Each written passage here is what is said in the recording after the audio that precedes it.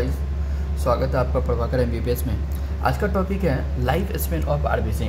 Life span of RBC का बात करें तो यह लगभग 120 डेज होता है। कितना? 120 डेज होता है। एक चीज़ याद रखना, जो आरबीसी होता है ना, जनरली अपन बात जब भी आरबीसी का करते हैं तो एरिथ्रोसाइट का बात करते हैं, मतलब मैच्योर आरबीसी का बात करते हैं। मैच्योर आरबीसी में क्या होता है कि न्यूक्लियस प्रेजेंट नहीं होता है, माइटोकॉन्ड्रिया नहीं होता है और एंडोप्लाज्मिक रेटिकुलम नहीं होता है। जब ये सब तुम्हें माइटोकॉन्ड्रिया नहीं होगा तो एक चीज़ याद रखना, आरबीसी को एटीपी कहाँ मिलेगा? जब ये सब नहीं होने के बावजूद भी आरबीसी के पास आरबीसी एटीपी प्रोडक्शन करता है, मतलब still RBC can produce ATP. फिर भी एटीपी आरबीसी प्रोड्यूस करता है। कैसे? इसके पास आरबीसी के पास प्रेजेंट होता है साइटोप्लाज्मिक एंजाइम्स।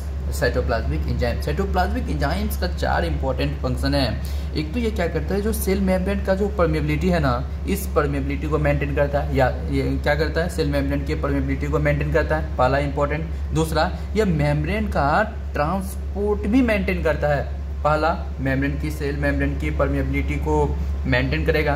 दूसरा, यह मेम्ब्रेन ट्रांसपोर्ट को मेंटेन करेगा। जो तीसरा है ना, जो आयरन होता है ना आरबीसी के अंदर, यह आयरन को फेरस फॉर्म में रखता है। फेरिक में रहेगा तो आरबीसी को डिस्ट्रॉय कर देगा, यह फेरस फॉर्म में रखता है। और चौथा, यह ऑक्सीडेशन होने से आरबीसी को प्रिवेंट करता है।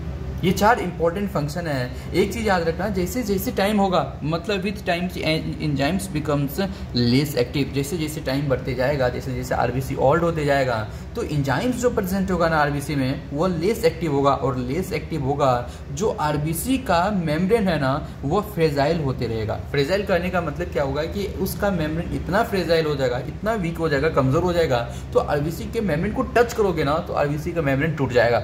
तो क्या होगा कि सपोज डेट मान लो कि एंजाइम्स लेस एक्टिव हुआ, आरबीसी का मेम्ब्रेन फ्रेजाइल हुआ, तो आरबीसी को क्या होता है कि जो splenic red pulp trabecular space है, क्या splenic red pulp trabecular space है, उससे आरबीसी को पास होना पड़ता है। जैसे उससे, क्योंकि उसका डायमीटर केवल तुम्हें देखने को मिलेगा 3 माइक्रोमीटर। इस 3 माइक्रोमीटर से आरबीसी, जब उसका एंजाइम्स ज़्यादा एक्टिव होता है, जब फ्रेजाइल नहीं होता, तो वो आसानी से आरबीसी पास हो जाता है, आसानी से आरबीसी पास हो जाएगा। अब तो फ्रेजाइल हो गया क्योंकि एंजाइम्स लेस एक्टिव हैं।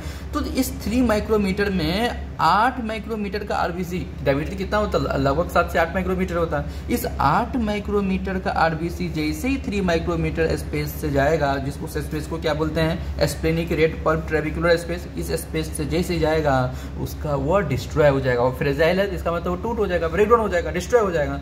तो फिर जैसे ही आरबीसी डिस्ट्रॉय हुआ ना, तो डिस्ट्रॉय होते ही जो वहाँ पे प्रेजेंट होता है, उसके लीवर और स्पिन के अंदर प्रेजेंट होता है मैक्रोफेज।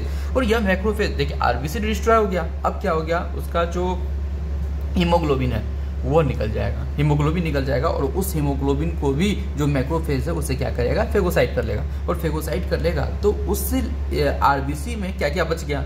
हीमोग्लोबिन का भी, उसमें आयरन निकल जाएगा, पोर्फायरिन निकल जाएगा, ये सब। तो आयरन जो है ना, ये आयरन फेरिटिन के फॉर्म में स्टोर हो जाता है। और कुछ आयरन अगर नया आरबीसी है तो उसमें यूज हो जाता है आयरन। अगर जो पोर्फायरिन बचता है, इस पोर्फायरिन का फर्दर कन्वर्जन हो जाता है बिलिरुबिन से, और बिलिरुबिन फर्दर बना लेता है तुम्हारा बाइल को। ये तुम्हारा था क्या? Life span of RBC. अगर नेक्स्ट टॉपिक बात करते हैं अपन, एनीमिया की ओर चलेंगे। Thank you so much for watching. इस वीडियो को आप लाइक करो, सब्सक्राइब करो और शेयर करो। Thank you so much.